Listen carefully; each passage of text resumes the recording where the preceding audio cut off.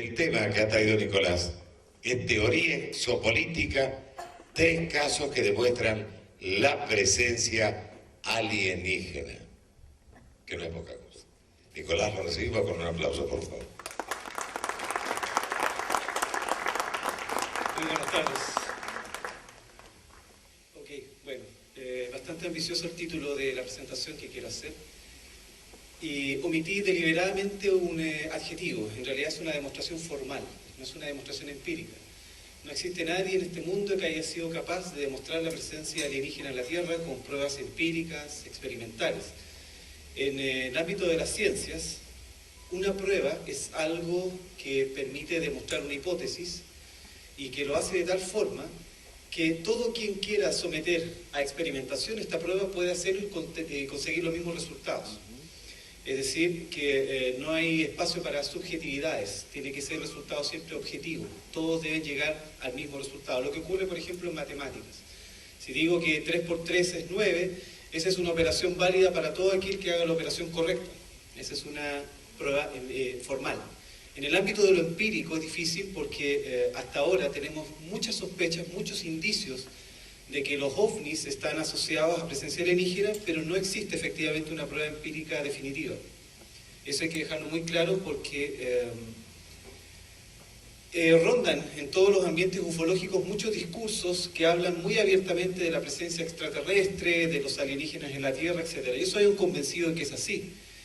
De hecho, todo participante del movimiento exopolítico internacional necesariamente es alguien que cree que hay presencia de alienígenas en la Tierra.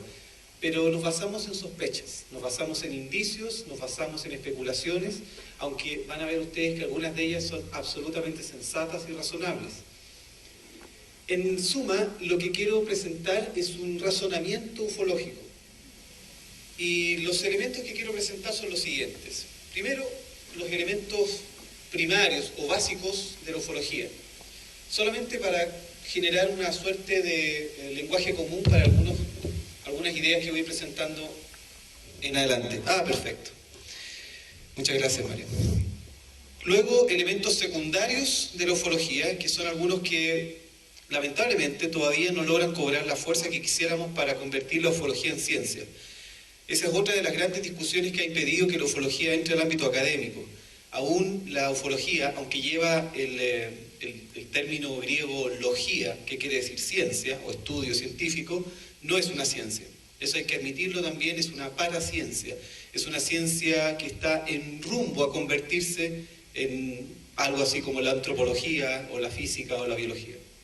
En tercer punto, algunos casos interesantes. No solamente interesantes, sino que además fundamentales para comprender la teoría exopolítica. Además, paleoastronáutica, otro de los tópicos que nos permite fundamentar la teoría exopolítica. Paleoastronáutica, es decir, astronautas antiguos. Todos estos elementos los voy a sobrevolar muy sinópticamente porque no cuento con demasiado tiempo, tenemos solamente 1 hora para esto. Y finalmente, 3 casos que son realmente descollantes y son sumamente relevantes porque ofrecen una evidencia realmente desconcertante, pero además son sospechosamente muy desconocidos. ¿Cuántos de ustedes conocen el caso Roswell o han escuchado hablar del caso Roswell? Levanten la mano, por favor, los que han escuchado hablar de esto. ¿Quiénes han escuchado hablar del caso Kumburgas? Bueno, les diré que el caso Kumburgas es 10 veces más interesante que el caso Roswell. Y no voy a tener que remitirme a testimonios de terceras personas para hablar de esto, sino que les voy a mostrar fotografías, fotogramas, y los puedo remitir incluso a videos que están disponibles en la web para que vean por qué es más interesante que Roswell. Lo cual hace muy sospechoso el hecho de que sea tan desconocido. Algunos elementos primarios de la ufología son los siguientes. ¿Dónde está Fernando? ¿Por ahí? ¿No? Fernando Correa, uno de los expositores, ha dicho varios días en la radio, en Alternativa Extraterrestre, que quienes hoy día tratan de ignorantes, fantasiosos, alucinados, a quienes estamos interesados en el problema OVNI y la posibilidad de presencia alienígena, y nos tratan de ignorantes, se ríen, se burlan, ridiculizan esta causa, van a ser, según Correa, justamente los que mañana van a ser unos ignorantes. Me parece que es muy caballero de parte de Correa, porque en realidad eso está ocurriendo hoy día. Negar el fenómeno OVNI tal cual. Simplemente el fenómeno ovni es de absoluta ignorancia. El fenómeno ovni está absoluta y completamente comprobado y aceptado en todos los organismos aeronáuticos del mundo. No hay ninguna agencia aeronáutica en el mundo que no haya aceptado el fenómeno ovni como una realidad. Pero ojo, cuando digo ovni, no digo extraterrestre, ni alienígena, ni marcianitos, ni nada por el estilo. Simplemente fenómenos aéreos anómalos, fenómenos espaciales que no responden a ninguna explicación convencional. Entonces, como fenómeno ovni está completamente demostrado. Y entonces, a partir de esto, tenemos algunas aserciones. Primero, es real e inteligente, que es lo que lo vuelve tan interesante. Es un fenómeno real, es efectivo, tiene una materialidad, tiene un tiempo y un lugar en el espacio que nos demuestran su existencia como fenómeno. En segundo término, es inteligente. Si simplemente se manifestara como un fenómeno aleatorio, sin comportamientos predecibles, sin regularidades de ningún tipo, tal vez no sería tan interesante. Lo que lo hace extraordinariamente interesante son algunas de sus manifestaciones sumamente inteligentes. Movimientos que hacen pensar, inevitablemente, aunque no queramos especular, aunque no queramos evitar en cierta medida la conjetura, y aunque queramos ser muy escépticos, inevitablemente llegamos a la conclusión de que detrás de esto parece haber una inteligencia comandando estos objetos. Y esto que estoy diciendo, no me estoy basando primeramente en testimonios civiles, sino en testimonios militares, en testigos, por ejemplo, del ámbito del radarismo, es decir, de aquellos que controlan el radar. Otra característica fundamental, primaria, del fenómeno ovni, es que en estricto sentido no implica presencia alienígena o extraterrestre. Quiero hacer aquí un alcance conceptual. Puse ahí entre paréntesis aliente. Todos habrán escuchado hablar del término inglés alien. Alien significa originalmente extranjero, pero con el tiempo y el uso de la ufología, el término alien en inglés llegó a significar extraterrestre. Y es un término mucho más correcto que hablar de extraterrestre. Cuando nosotros decimos extraterrestre, en rigor estamos asumiendo que estos seres presuntos provienen del espacio exterior, cosa que no sabemos. No tenemos la más mínima idea de dónde vienen, quiénes son o qué quieren.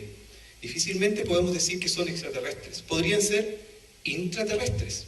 Y de hecho, justo detrás de nosotros, creo, está el Uritorco, de donde ha surgido toda una leyenda que dice que podrían haber seres intraterrestres. Podrían ser seres submarinos.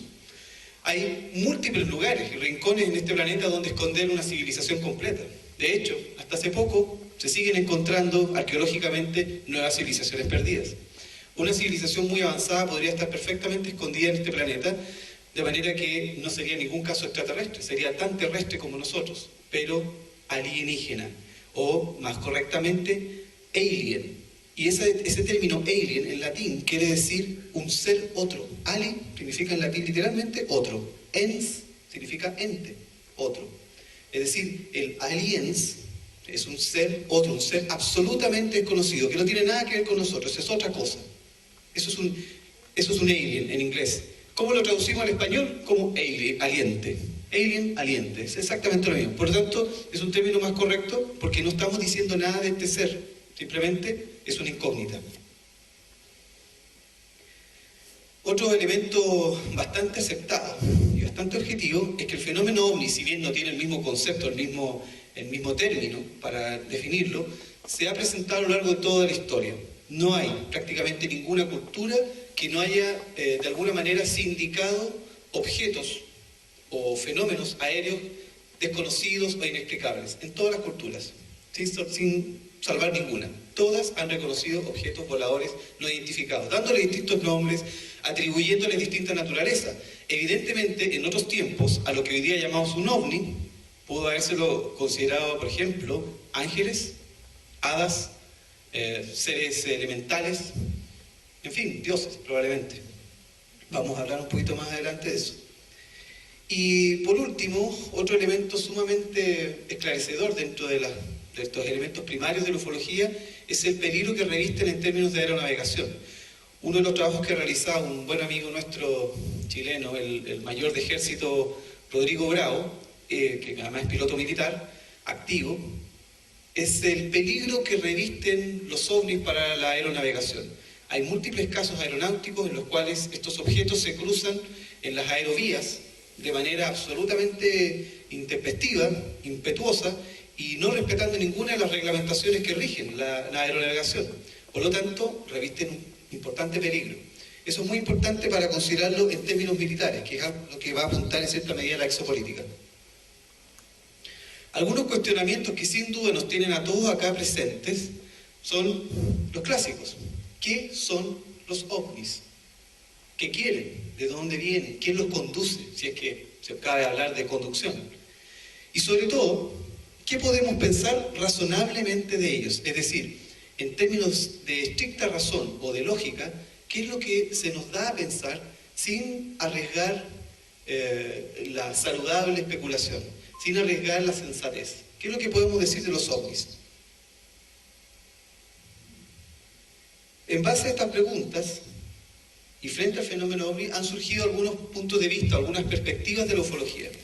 Hay, por decir así, tendencias o escuelas incluso, yo diría mejor, perspectivas interpretativas del fenómeno, es decir, grupos de personas que se paran desde un cierto ángulo para observar el fenómeno y a partir de ese ángulo lo conceptúan, le dan una cierta calidad, una cierta condición, le atribuyen una cierta naturaleza. En el caso de la ufología psicosocial, se considera que fundamentalmente el fenómeno ovni es una proyección psicológica de nosotros mismos, de los seres humanos. Frente, por ejemplo, una de las hipótesis, a la caída o el deterioro que han sufrido las religiones durante el siglo XX por infinidad de episodios y lamentables hechos que se han dado dentro de las iglesias, no solamente de la iglesia católica, la iglesia evangélica, la protestante en general, sino que en general, dentro de lo que se llama la crisis metafísica del siglo XX, donde el hombre empieza a dudar de todo aquello en lo que creyó durante siglos, surge el ovni como un reemplazo, como un relevo de estas creencias. Y entonces, en vez de creer en ángeles, profetas, salvadores, comenzamos a creer en estos hermanos mayores que vienen del espacio a salvarnos. De eso no hay ninguna evidencia. Esa es una leyenda, es un relato, una narración que nos han entregado algunos supuestos contactados. Es decir, personas que aducen haber tenido encuentros cercanos de directo contacto con extraterrestres o con alienígenas, valientes, como ustedes quieren llamarlo. Pero de eso no hay ninguna prueba. El ámbito de especulación sobre este fenómeno psicológico y social se le llama ufología psicosocial. Luego tenemos la ufología aeronáutica. Es una ufología que se encarga exclusivamente de los casos aeronáuticos, aquellos que reportan pilotos civiles y pilotos militares, que son muchos. Ustedes dirán, ¿pero por qué no nos enteramos de todo eso?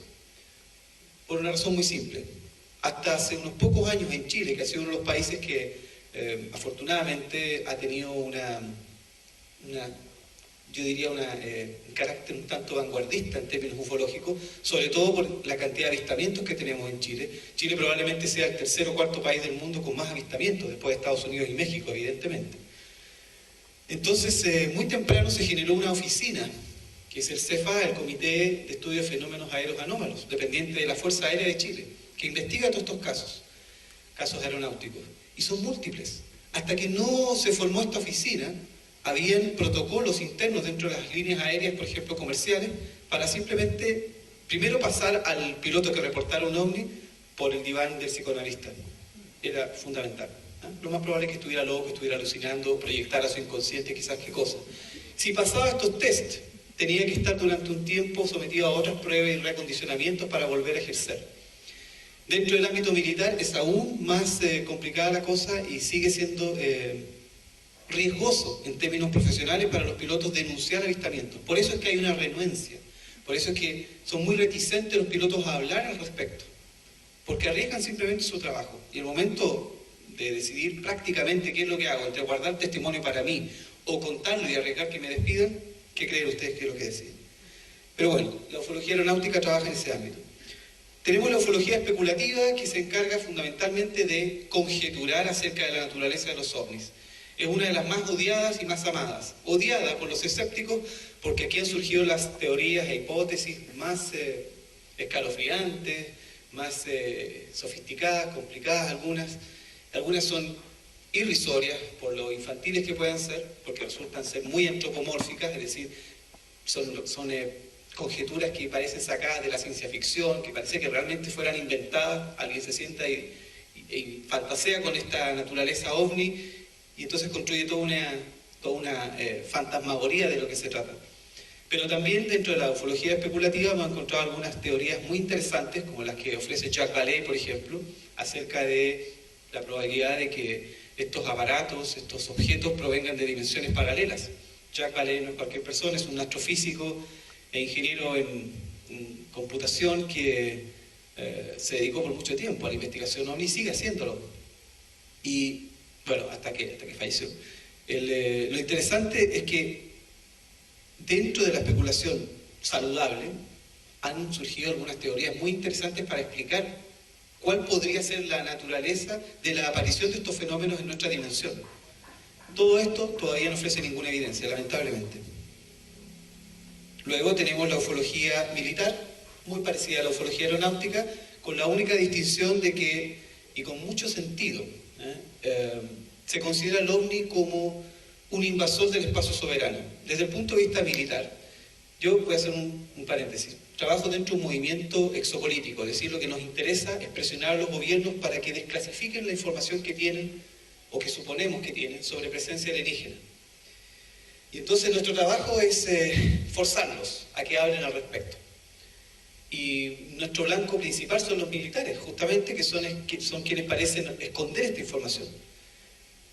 Podría decirse que en cierta forma son el enemigo del movimiento exopolítico, pero al mismo tiempo nos parece sumamente sensato lo que hacen. Ellos están encargados de custodiar el espacio soberano, terrestre y aéreo de nuestros países, en Argentina, en Chile, en Estados Unidos, en todo el mundo. Para eso existen las Fuerzas Armadas. Y si un invasor ingresa al espacio soberano, es una amenaza, puesto que los ovnis no se identifican, no piden permiso para usar vías aéreas, aterrizan en cualquier parte, dejan huellas y bueno, y una serie de fenomenologías que espero poder sintetizar más adelante. Entonces, la ufología militar tiene mucho sentido y en cierta medida está justificado su encubrimiento. Tenemos por otra parte la ufología escéptica, aquella que, más que negar, lo que hace es dudar de todas las explicaciones que puedan haber surgido en los últimos 70 años para explicar el fenómeno ovni. Han surgido muchas explicaciones, pero ninguna ofrece evidencias empíricas, como dije al principio, no hay pruebas. La ufología escéptica dice, no debemos hablar de qué son en realidad los ovnis hasta que no se ofrezca una prueba empírica experimental, repetible en laboratorio y objetiva. O sea, la naturaleza de pruebas que nos pide la ciencia.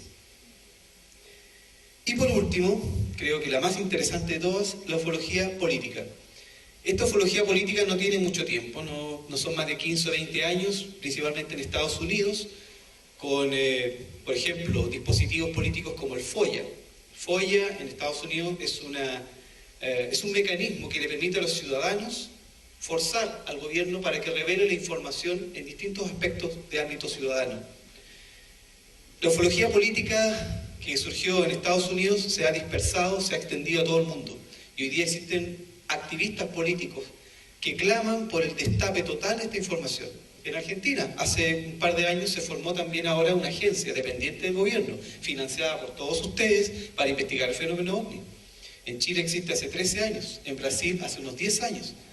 Y así, distintos países van generando instancias de investigación para hacerse cargo de este problema, de esta situación ovni, que es absolutamente real, como decía al principio. La ufología política ha estado detrás de esta movilización, pero hay mucho trabajo todavía por hacer porque estamos convencidos de que se oculta gran parte de la información.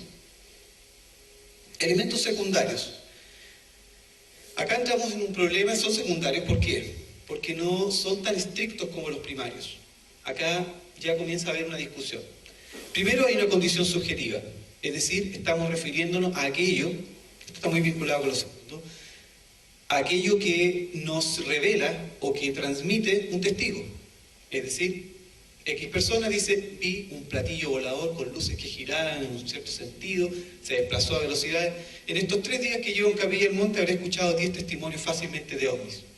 Algunos de ellos muy sofisticados, con aparentes avistamientos que han durado minutos, 10, 15 minutos.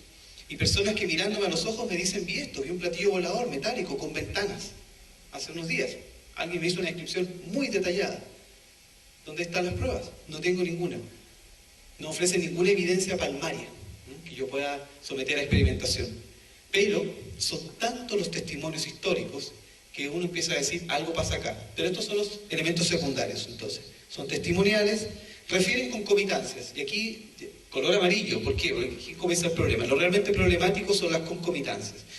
Una cosa es el fenómeno ovni, el objeto suspendido en el aire, volando, viajando, haciendo zigzag, lo que sea. Y otra cosa es aquello que se adhiere o que aparece, que surge junto con el avistamiento, en forma paralela. Por ejemplo, tal vez ya lo están imaginando, humanoides. Cuando el objeto volador no identificado aparece por sí solo, ovni. Pero cuando conjuntamente con el avistamiento hay un aterrizaje, por ejemplo, se describen, comillas, patitas, fuselaje, ventanas, puertas que se abren, descenso de humanoides, ahí hablamos de una concomitancia. Y ahí la ufología, en realidad, se queda corta. Ahí comienza realmente a pensarse de manera exopolítica. Aquí estamos hablando de otra cosa. Ya no es suficiente el concepto de ovni. Aquí estamos hablando ya de aparatos. Y aparatos de los cuales vemos emerger criaturas humanoides, antropomórficas, cabeza, piernas, brazos. Es muy extraño, pero eso es lo que constituye las concomitancias y lo que vuelve tan problemático todo esto.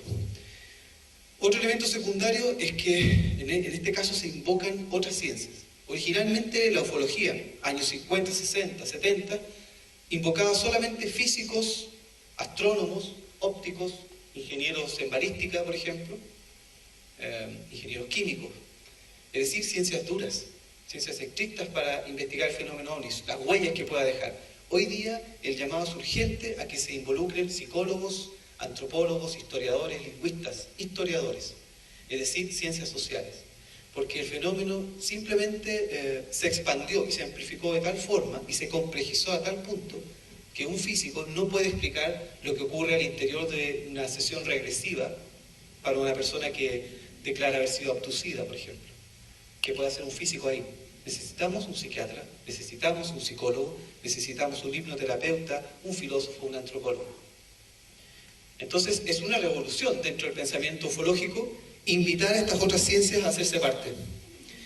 Y por último, dentro de estos elementos secundarios tenemos las graves implicaciones que implica todo esto. Cuando hemos aceptado estas concomitancias, que son las que realmente nos interesan, como elementos secundarios encontramos implicaciones gravísimas.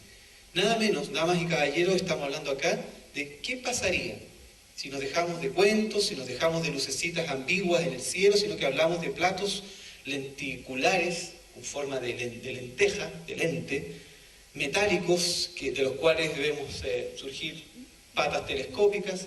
Todo eso que ustedes pueden haber visto en películas no surgió en el mundo cinematográfico, surge en el relato de la gente.